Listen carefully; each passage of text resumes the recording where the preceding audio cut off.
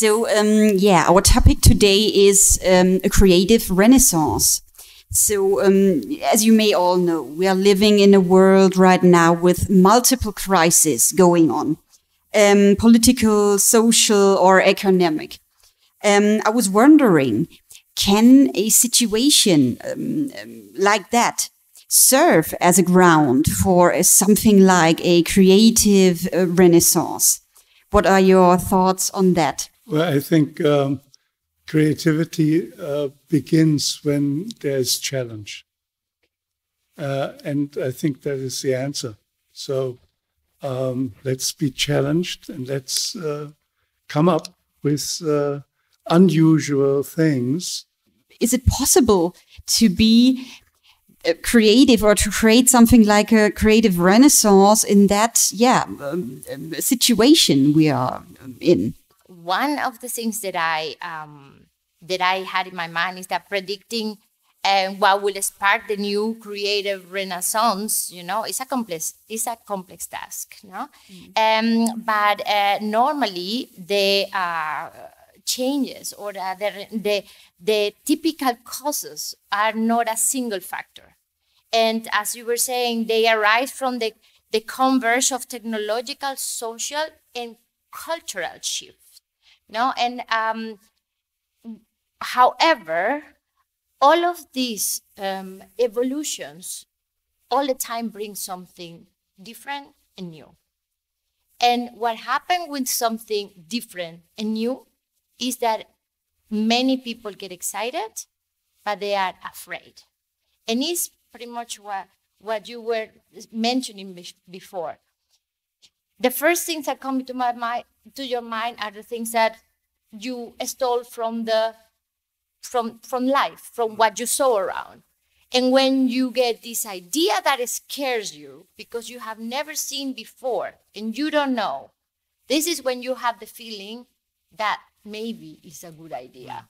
Because the insecurity of making this happen make you believe that there is something on that, and this is the magic of looking or searching for new ways. I think that right now we are living in the revolution of artificial intelligence. And many people, this is the talk of the day, wherever you go. And many people are super afraid of it. Some people are excited and everybody is confused. You don't know if you like it or if you want to like it or if you want to hate it, or the whole world is confused about that. But this is not new. This has been happening in all of the changes that we have had. And I was like a couple of weeks ago at the museum in Bonn, which I totally recommend. They have a beautiful exhibition from Will Wenders, and he said something that and it was on the wall that I photographed, that I really loved it. And he was talking in that time about 3D. And what he said is, when they asked him about, 3D, he said, I'm only interested in one thing about film technology, namely, can I do something with it that I could not do before? Can I tell something that could not be told in the same way before?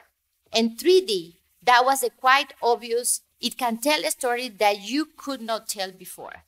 No, on AI, I'm not so confident about the journey of civilization, I have to say. First of all, on creativity and whether the machine can be creative. I read very recently the book that has just been published by Tim Berners-Lee, who invented the web. And he published, don't remember the title, but it's just this month.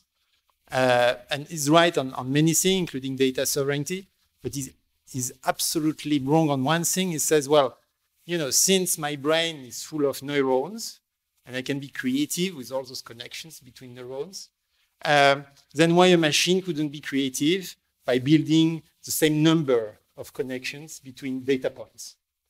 And I think it's absolutely wrong, because it doesn't take into account the support of the message. And there is a big difference of being silicium and being biologic. Creativity is a biological phenomenon. It's built, and we think, because of homeostatic processes that are a gift from millions of years of natural evolution. So you don't think out of pure connection between data points. It's not virtual. It's all embedded. And it's extremely pernicious to think that a machine can be creative just because it has the same number of connections.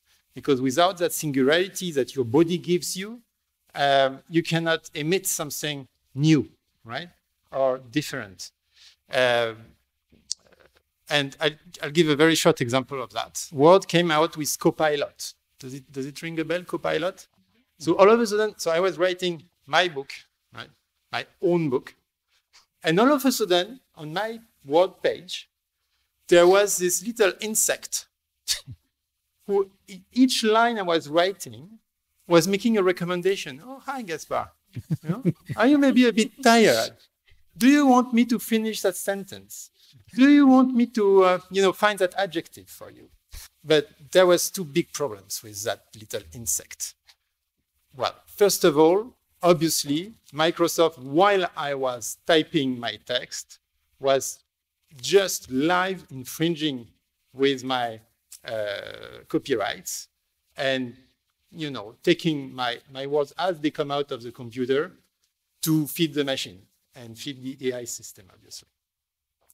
So that's a real danger on creativity. It's a question of copyright. And the second problem is that what an humiliation that he tries to find my words on the base of what? What is the AI proposal? It's the most common denominator. It's the correlation of what people think and say and write all over the web. So it may work, but it's exactly what the creator is trying to avoid. It's the thought of the crowd. It's the average. It's the statistical average from which our mission is to escape. Obviously, the Renaissance is rebirth. And it's interesting that, when I think of the Renaissance and studying at an art school, Leonardo da Vinci and Michelangelo and all those incredible people, but it came after the Black Death, the plague. And it seems that rebirth always comes when there's something really bad. And I think if you look at the advertising annuals over the years, it tends to be, I think, that when we get really, the best ads always come after, times of like a recession. I don't know what that is, but I find, you agree with, yeah, it's something about that. So you talked about the world being in a terrible state right now. I mean, maybe the world is always in a terrible state. Maybe it's just how we look at it. But yeah, I agree. I mean, it doesn't look too good. So now is the time, folks, right? And it's not just me, and it's not just us up here, all of us. We have to do something about it. And I really think that it's about playing your part. We are collectively amazing, but individually we are also amazing. When you constantly use tools like Copilot, ChatGPT, or video generators like Sora or stuff like that, does it make us less creative because it reduces some kind of our creative abilities? So there's been research by the MIT because you have to prove everything with data. So the MIT made a research on people writing a text with AI and the same kind of bunch of people writing the same text without AI. And obviously those who wrote it without AI could own the text and had developed even neuronal zones, that they were checking much more than the previous ones who didn't just make any effort. But my real fear, and I wrote a book on AI. I made a journey on AI around the world through the US, China, Israel, back in 2018. It was slightly less fashionable, but already in the making. And the title of the book is The End of the Individual. And that's my biggest fear. It's not that there is a big monster, an AI, a super AI, a hard AI that takes over the world. Is that we become robots because it's so comfortable to delegate, your desires, your behaviors, and even now your inner thoughts. And ask the AI, what should I think? What should I do? And what you do when you do that is just accept the judgment of the crowd. You just accept to be in the majority. You just accept to be a statistical variable. And so you lose yourself as, you know, a singularity. You lose the drive to be something unique. And when I see now people, they write it to each other with AI. So who's writing to whom? You know? An AI responds to another AI.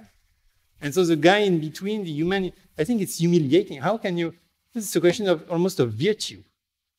No, you don't address another human being with words that you haven't produced yourself, even if they are less accurate, even if it's less convenient, because it's really a question of personal dignity.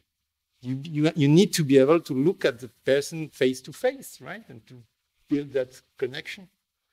Yes, my fear is not about the robot, but about us becoming robots, because it's so easy to go down that road. But I am very positive about AI. I understand the dangers, and yes, and lots of it out there is very scary, but I am a real optimist. I'm an agent to a robot. You may know of Sophia. She's probably the most celebrated and well-known humanoid robot in the world, built by David Hansen.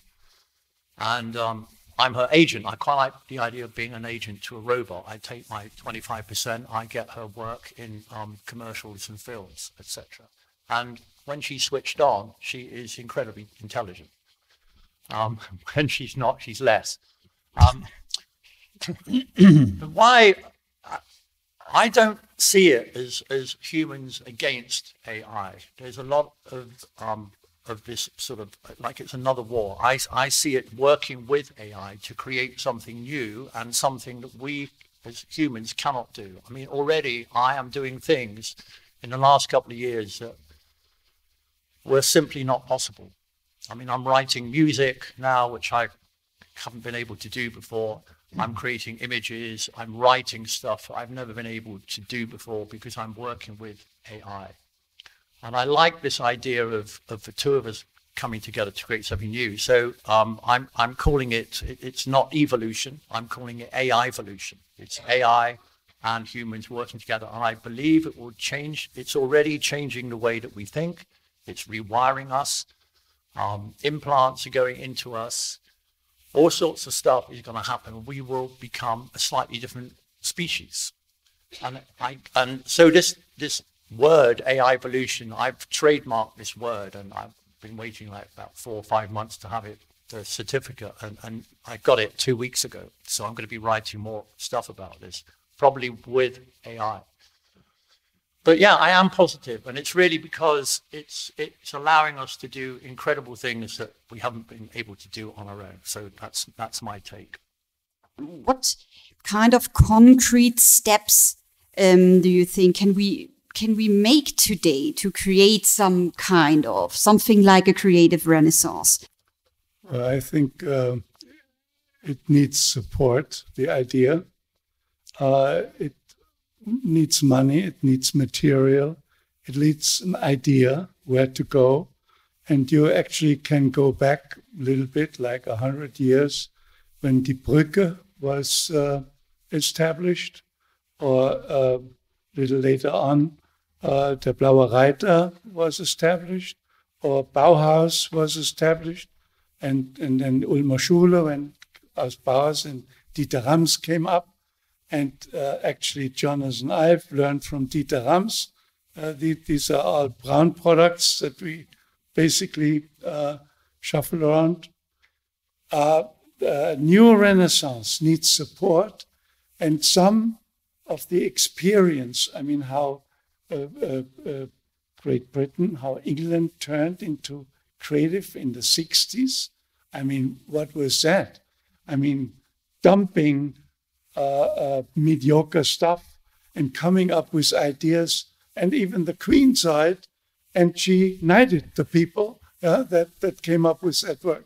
So I would say make a plan to produce a creative renaissance and look into how the support there must be, and if you can use artificial intelligence, actually if you AI to AI, because artificial intelligence to art intelligence, bring that together. Yeah? And the human aspect, I mean, to me, artificial intelligence is, I think, the most fantastic partner you can have regarding information. And then you, in 2 seconds, you have questions to your answer. And if you have good questions, you get good answers. But then we need to use our human abilities, yeah, in order to work with this and make something fantastic new. And I think the tough times we are in right now, art can really give an answer, and it should be supported. And, and we in Germany need to understand the difference between invention and innovation, because we are a country of inventors, and the worst thing that happens there is the inventor, once he invented something, he wants to invent the next. There's not enough implemented. And I think the government needs to understand that we need, next to a Fraunhofer or Max Planck, we need a Fraunhofer too, a Max Planck, who implement things the American way, to take and then bring it to life in the country. And innovation is change. Making people that do certain things begin to do new things and dump the old stuff. That is when you have innovation. You don't have it before. Germany claims we have 150,000 patents. We're the most creative agency in the world. We're the least creative company in the world. So I think politics have to look into that, and it's not just administration and support to existing companies. No, we need completely new stuff, which is already there because the ideas are there.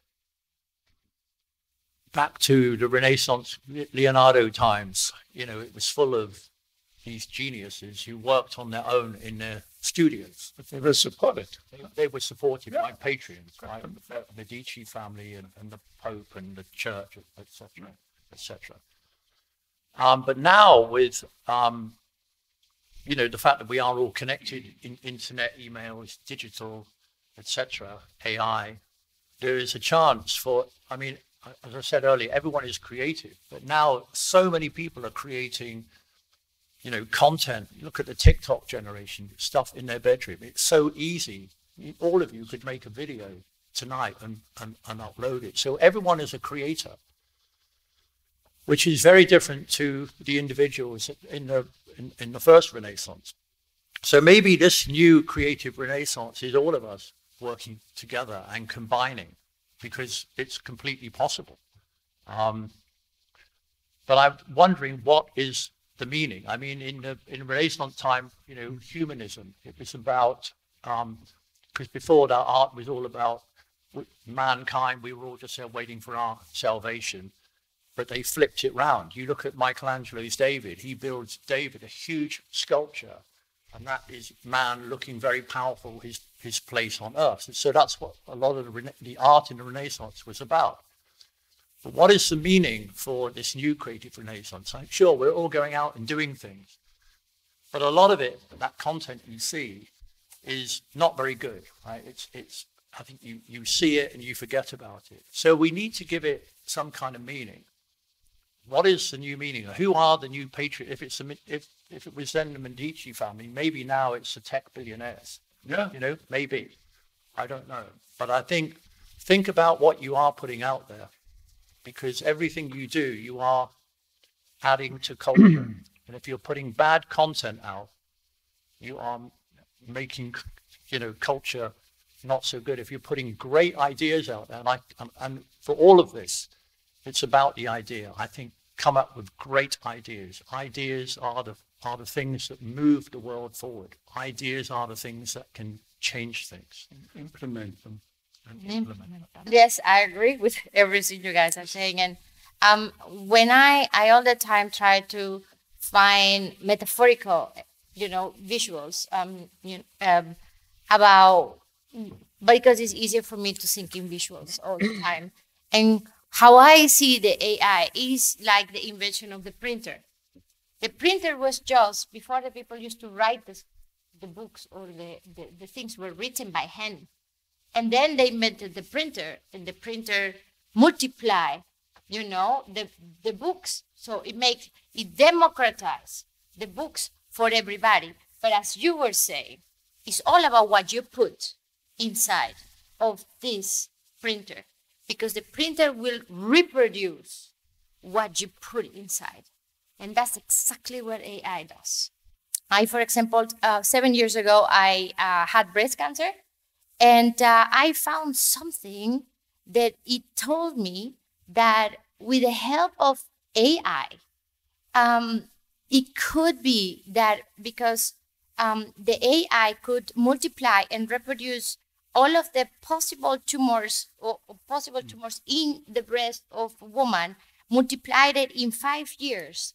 If we do this right, or the people from the science do this right, they could find out a tumor 5 years before it becomes a real tumor, which I think is amazing, So what I do believe is that we should not be afraid of this new technology. We have to feed the machines with good stuff and to find the good things. And we should, more than ever, celebrate individuality and celebrate newness and things that stand out, because that is what creativity is all about. I would like to briefly come back to the creative renaissance and the Italian Renaissance. I mean, what does it exploit? It exploits the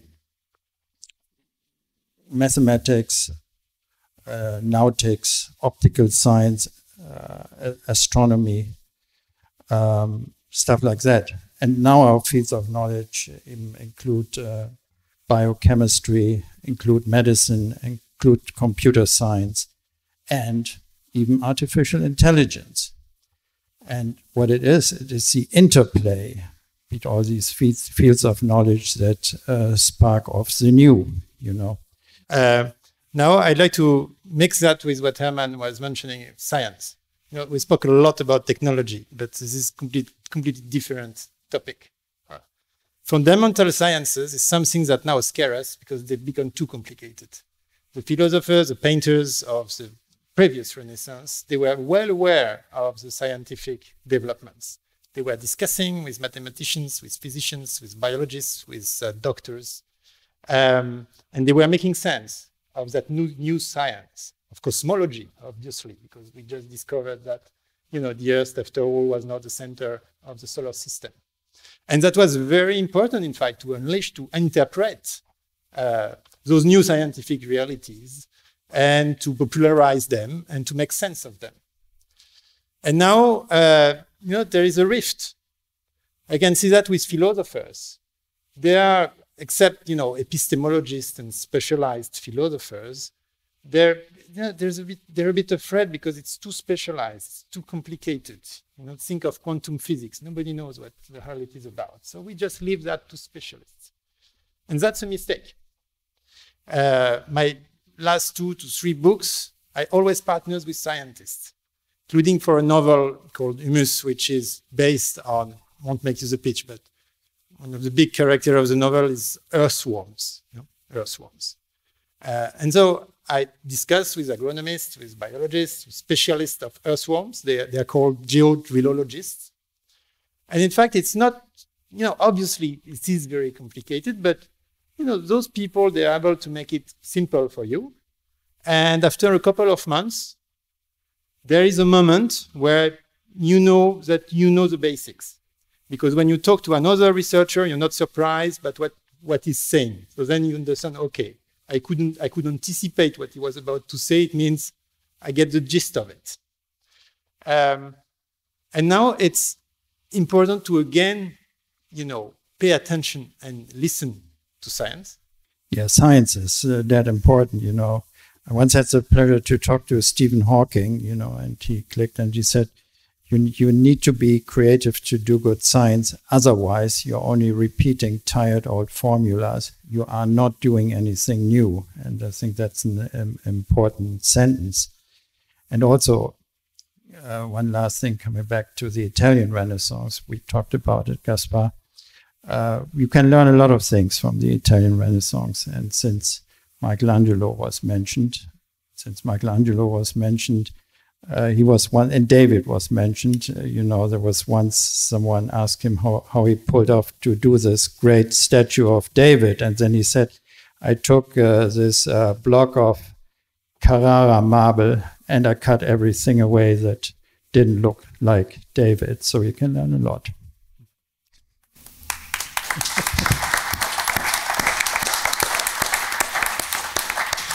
So thank you all.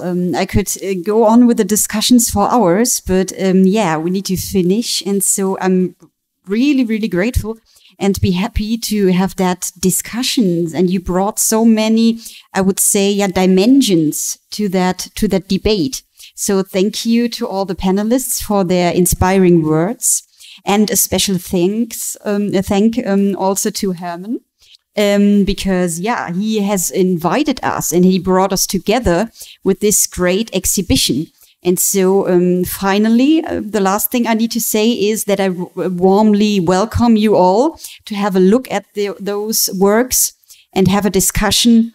And thank you for your attention. Thank you very much, Margot. Thank you, everybody.